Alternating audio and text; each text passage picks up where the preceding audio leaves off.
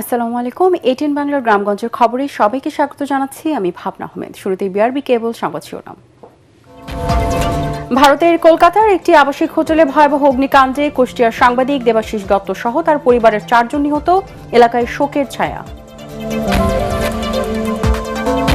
নড়াইলে 1 মাসের মধ্যে 5 বছরের শিশু হত্যা ও ধর্ষণ মামলার রায় দিল আদালত। একমাত্র আসামি রবিউল শিকদার রবির মৃত্যুদণ্ড।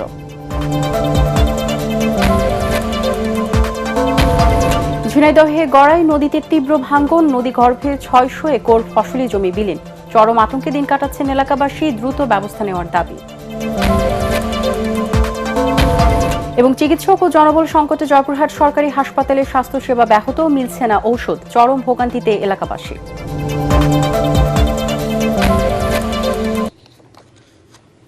শুনছিলেন বিআরবি কেবল সংবাদ শিরোনাম, এবারে বিস্তারিত। ভারতের কলকাতার একটি আবাসিক হোটেলে ভয়াবহ অগ্নিকাণ্ডে কুষ্টিয়ার সাংবাদিক দেবাশিস দত্ত সহ তার পরিবারের 4 জন নিহত হয়েছেন। অন্য নিহতরা হলেন তার স্ত্রী আফসানা শিম্মিন, 3 বছরের ছেলে স্বর্ণশীষ দত্ত এবং শ্বশুর আকরাম আলী। নিহতদের বাড়ি কুষ্টিয়া শহরের আরুয়াপাড়া এলাকায়। সকালে এই খবর কুষ্টিয়ায় পৌঁছালে সাংবাদিক সহ বিভিন্ন শ্রেণী পেশার মানুষের মধ্যে শোকের ছায়া নেমে আসে। নিহত দেবাশিস দত্ত আজকের পত্রিকার কুষ্টিয়া প্রতিনিধি ও চ্যানেল 9-এর প্রতিনিধি হিসেবে দায়িত্ব পালন করছিলেন। পাশাপাশি তিনি স্থানীয় দৈনিক আজকের আলো পত্রিকার ভারপ্রাপ্ত সম্পাদক ছিলেন। দৈনিক আজকের আলো পত্রিকার সম্পাদক গাজী মাহবুব রহমান 4 জনের মৃত্যুর বিষয়টি নিশ্চিত করেছেন। গত 3 আগস্ট দেবাশিস দত্ত স্ত্রী, ছেলে ও শ্বশুরকে নিয়ে চিকিৎসার জন্য ভারতের বেঙ্গালুরু যান। সেখানে চিকিৎসা শেষে মঙ্গলবার তারা কলকাতায় ফেরেন এবং একটি আবাসিক হোটেলে ওঠেন। ওই রাতেই হোটেলটিতে ভয়াবহ অগ্নিকাণ্ডের ঘটনা ঘটে। নড়াইলে বহুল আলোচিত 5 বছরের শিশু জান্নাতুল মাওয়া জান্নাতি হত্যা ও ধর্ষণ মামলায় আসামি রবিউল শিকদার রবিকে মৃত্যুদণ্ড দিয়েছে আদালত।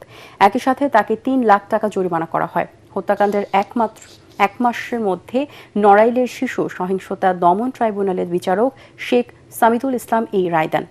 মামলার বিবরণে জানা যায়, গত 20 জুলাই বিকেলে নড়াইল সদর উপজেলার রামচন্দ্রপুর গ্রামের মফিজুল শেখের শিশুকন্যা জান্নাতিকে প্রতিবেশী রবিউল শিকদার রবি কোমল পানীয়ের মাধ্যমে প্রলোভন দেখিয়ে নিজের ঘরে ডেকে নিয়ে যায়। পরে তাকে শ্বাসরোধে হত্যার পর ধর্ষণ করে। এই ঘটনায় নিহতের বাবা বাদী হয়ে নড়াইল সদর থানায় মামলা দায়ের করেন। তিনি এই রায় দ্রুত কার্যকরের দাবি জানান। স্বামীর মরদেহ দেখতে সাবেক শিক্ষামন্ত্রী ডাক্তার দীপুমণিকে 12 ঘণ্টার জন্য প্যারোলে মুক্তি দেওয়ার আবেদন মঞ্জুর করেছে আদালত। মুন্সিগঞ্জের জেলা ম্যাজিস্ট্রেট সৈয়দা নূরমহল আশরাফি এই আবেদন মঞ্জুর করেন। আগামীকাল সকাল 6টা থেকে সন্ধ্যা 6টা পর্যন্ত তিনি প্যারোলে মুক্ত থাকবেন। এই সময় তিনি প্রয়াত স্বামী ব্যারিস্টার তৌফিক নেওয়াজের মরদেহ দেখতে এবং দাফন কার্যক্রমে উপস্থিত থাকতে পারবেন। এর আগে দীপুমণির আইনজীবী অ্যাডভোকেট গাজী ফয়সাল ইসলাম 4 দিনের প্যারোলে মুক্তি চেয়ে আবেদন করেন। পারিবারিক সিদ্ধান্ত অনুযায়ী প্রয়াত ব্যারিস্টার তৌফিক নেওয়াজের মরদেহ আগামীকাল সকালে ঢাকার কলাবাগানে তার নিজ বাসভবনে নেওয়া হবে। এরপর মরদেহ নেওয়া হবে গুলশান আজাদ মসজিদে। বাদ জোহর সেখানে জানাজার নামাজ শেষে তাকে বনানী কবরস্থানে দাফন করা হবে। মঙ্গলবার রাতে রাজধানীর একটি হাসপাতালে চিকিৎসাধীন অবস্থায় মারা যান দীপুমণির স্বামী ও সুপ্রিম কোর্টের জ্যেষ্ঠ আইনজীবী ব্যারিস্টার তৌফিক নেওয়াজ।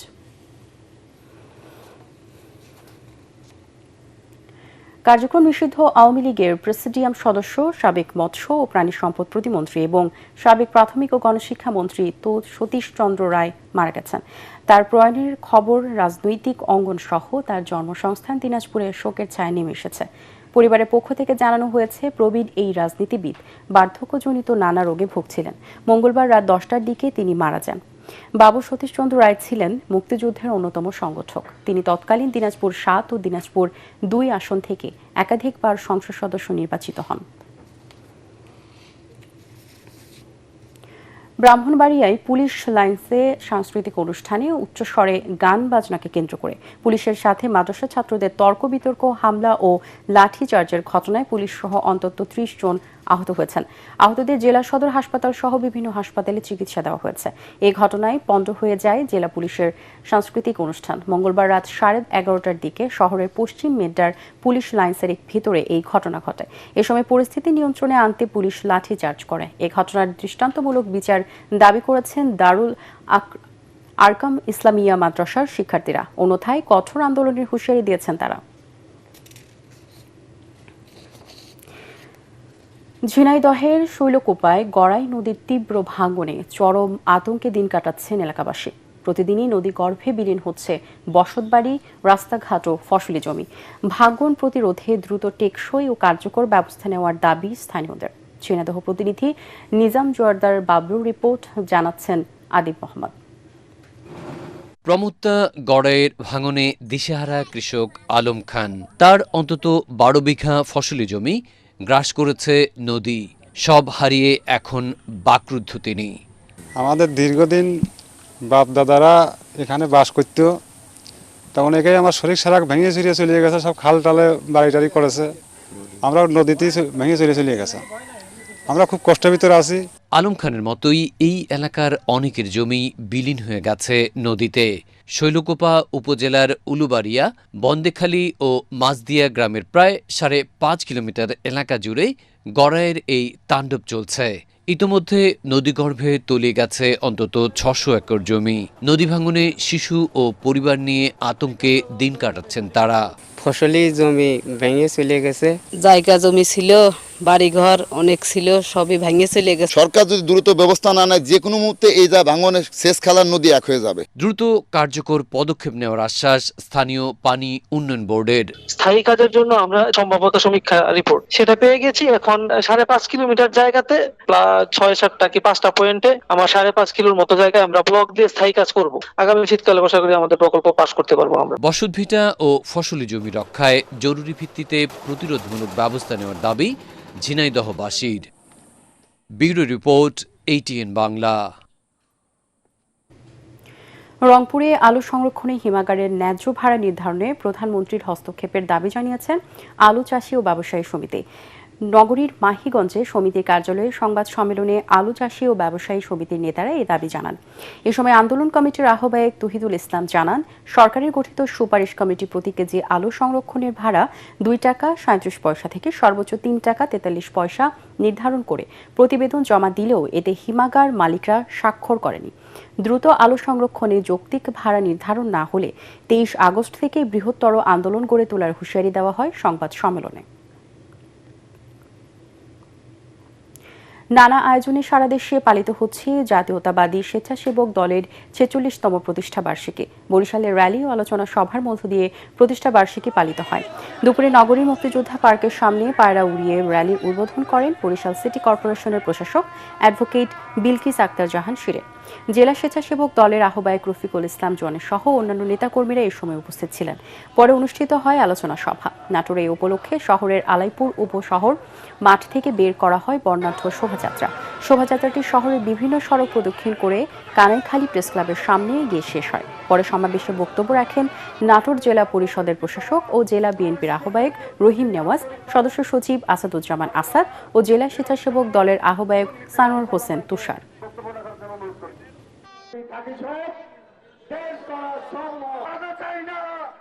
চিকিৎসক ও জনবল সংকট, ডায়াগনস্টিক সরঞ্জামের অভাব এবং তীব্র ঔষধ ঘাটতিতে ব্যাহত হচ্ছে জয়পুরহাট 400 শয্যা জেনারেল হাসপাতালের চিকিৎসা সেবা। কাঙ্ক্ষিত সেবা না পেয়ে বাধ্য হয়ে বেসরকারি ক্লিনিক ও ঢাকার বিভিন্ন হাসপাতালে ছুটছেন রোগীরা। এতে বাড়ছে ভোগান্তি ও ব্যয়। হাসপাতাল কর্তৃপক্ষের দাবি, প্রয়োজনীয় বরাদ্দ ও শূন্য পদে নিয়োগ দেওয়া ছাড়া এই সংকট সমাধান সম্ভব নয়। জয়পুরহাট প্রতিনিধি রফিকুল ইসলাম রফিকের রিপোর্ট, জানাচ্ছেন শামী ইসলাম। 1993 সালে 100 বেডের আধুনিক হাসপাতাল হিসেবে যাত্রা শুরু করা হয় জয়পুরহাট জেনারেল হাসপাতাল। 2023 সালে 250 এবং চলতি বছরের জুলাই রূপান্তর করা হয় 400 শয্যায়। তবে কাগজে কলমে শয্যা বাড়লেও এখনও 100 বেডের জনবল ও পুরানো মেডিকেল সরঞ্জাম দিয়ে চলছে স্বাস্থ্যসেবা কার্যক্রম। 4 বছর আগে আইসিইউ ইউনিট স্থাপন করা হলেও দক্ষ জনবলের অভাবে তা কোনো কাজেই আসছে না। নেই সিটি স্ক্যান অথবা এমআরআই এর মতো ক্রিটিক্যাল ডায়াগনস্টিক সুবিধাও। ফলে বাধ্য হয়ে বেসরকারি ক্লিনিকে ছুটছেন রোগীরা। সবচেয়ে বেশি বিপাকে পড়ছেন দরিদ্র ও নিম্ন আয়ের মানুষ। ভর্তি করার পর আমি কোনো বেড পাই নাই, রেকর্ড বিভাগ বাহিরে চলে আসে, স্যালাইন ট্যালাইন বিভাগ কিনা পরীক্ষা বাহিরে করা লাগতেছে। আমরা কিছুই হসপিটাল থেকে বর্তমান পাচ্ছি না। রোগী পর্যাপ্ত হওয়ার কারণে শয্যা সংকুলন হচ্ছে না। সরকারের উচিত অবিলম্বে একটা সমাধান করা। জনবল সংকটে চিকিৎসা কার্যক্রম ব্যাহত হওয়ার কথা স্বীকার করলেন হাসপাতালের কর্তৃপক্ষ।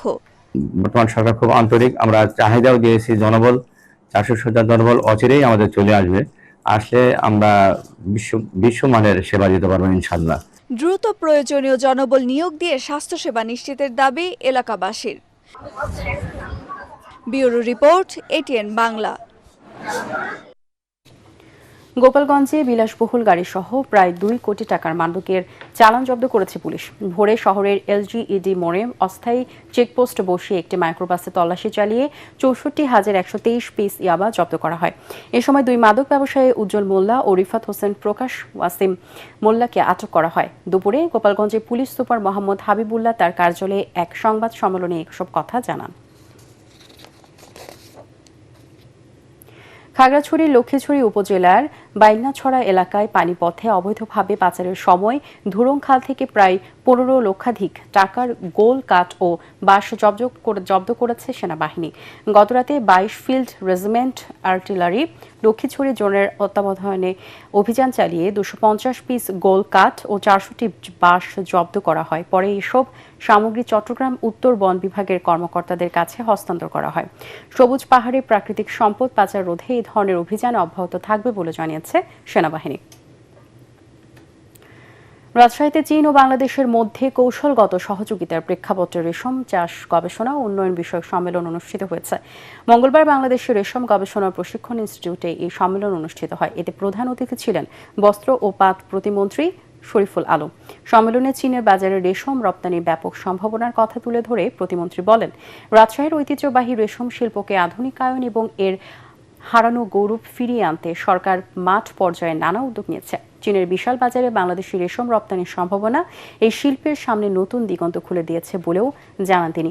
রাজশাহী 6 আসনের সংসদ সদস্য আবু সাইদ চাঁদ, বস্ত্র ও পাট মন্ত্রণালয়ের সচিব শরফুদ্দিন আহমেদ চৌধুরী ও রেশম উন্নয়ন বোর্ডের মহাপরিচালক তৌফিক আল মাহমুদ সম্মেলনে উপস্থিত ছিলেন। ঝালকাঠি পৌরসভার শুরু হয়েছে খাল পরিষ্কার পরিচ্ছন্নতা কর্মসূচি। সকালে শহরের পূর্ব চাঁদকাঠি ভিআইপি সড়ক সংলগ্ন খাল পরিষ্কারের মধ্য দিয়ে এই কর্মসূচির উদ্বোধন করেন পৌরসভার প্রশাসক জুলিয়া সোকাইডা। এ সময় পৌরসভার কর্মকর্তা কর্মচারী সহ স্থানীয় বাসিন্দারা উপস্থিত ছিলেন। এই কর্মসূচির আওতায় পর্যায়ক্রমে পৌর এলাকায় 9টি খাল পরিষ্কার করে পানি প্রবাহ স্বাভাবিক রাখার উদ্যোগ নেওয়া হয়েছে বলে জানিয়েছেন সংশ্লিষ্টরা। হবিগঞ্জে জাতীয় মৎস্য পক্ষ উপলক্ষে মৎস্যজীবীর সাঁতার প্রতিযোগিতা ও পুরস্কার বিতরণ অনুষ্ঠিত হয়েছে। সকালে শহরের শায়েস্তানগর কেন্দ্রীয় ঈদগাহের পুকুরে সাঁতার প্রতিযোগিতা অনুষ্ঠিত হয়। পরে জেলা মৎস্য অফিসে পুরস্কার বিতরণ করা হয়। জেলা মৎস্য কর্মকর্তা উপপরিচালক শরীফুল আলম ও জেলা বিএনপির যুগ্ম আহ্বায়ক এনামুল হক সহ অন্যান্যরা অনুষ্ঠানে উপস্থিত ছিলেন।